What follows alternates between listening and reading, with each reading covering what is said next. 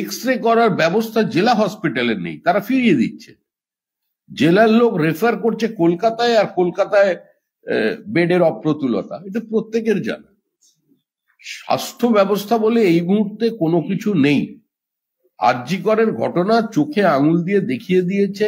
এই ঘটনাকে কেন্দ্র করে যে বক্তব্য জুনিয়র ডক্টরস থেকে শুরু করে সিনিয়র প্রফেসর পর্যন্ত, হসপিটালের নার্সরা যা বক্তব্য রেখেছেন, তাতে তো এটা পরিষ্কার যে এই মুহূর্তে স্বাস্থ্য ব্যবস্থার যে পরিকাঠামো সেটা ভেঙে পড়েছে। কি করা যাবে?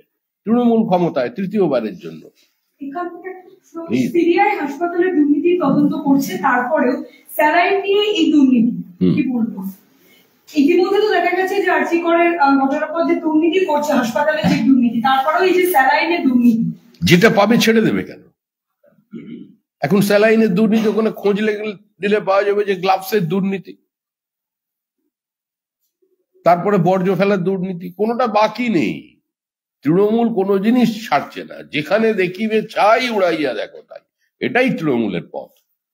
ভারত বাংলাদেশ সীমান্তে ক্রমাগত বিজিবির উস্কানিমূলক স্লোগান চলছে। বাংলাদেশের এই পরিস্থিতি নিয়ে কি বলবেন, যে এখনো উস্কানিমূলক স্লোগান চলছে এবং রাজ্য সরকার, বিশেষ করে ফিরহাদ হাকিমরা সেসব কিছু দেখতেই পাচ্ছে না চোখে? রাজ্য সরকার ফিরহাদ হাকিমদের দেখবার প্রয়োজন নেই। ফিরহাদ হাকিমের বক্তব্য আর ওখানে ওই বিজেপি যাদের বললেন কি একটা নাম, ওরা যা বক্তব্য, তার বক্তব্য এক। কোন শুনেছেন কোন দেশের কোন সেনাবাহিনী স্লোগান দেয়? যুদ্ধের সময় সবাই স্লোগান দেয়, সেটা একটা ঠিক আছে।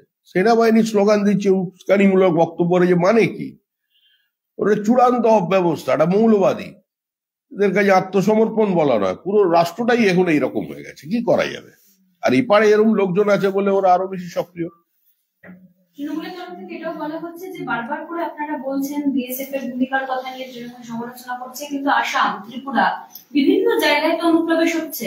আমরা তো একবার ওই কথা কেউ বলি, নিরাপত্তা দিতে, সাধারণ মানুষের নিরাপত্তা দিতে, দেশের জনগণকে নিরাপত্তা দিতে। সেই জন্যই দেশের মানুষ বারবার সেই সরকারকে নির্বাচিত করছেন, বিভিন্ন রাজ্যে করছেন, দেশে করছেন। আর যারা এই অভিযোগগুলো করছেন তারা দিনে দিনে তাদের রক্তক্ষরণ বাড়ছে। সেটিং এর তথ্য দিতে দিতে দুটো দলই তো পশ্চিমবঙ্গ থেকে উঠে গেল। আর যেটা এখন আছে পেশি শক্তির জোরে, ওদের অন্তত সাইনবোর্ডটা আছে, এদের সেটাও থাকবে না কিছুদিন পর।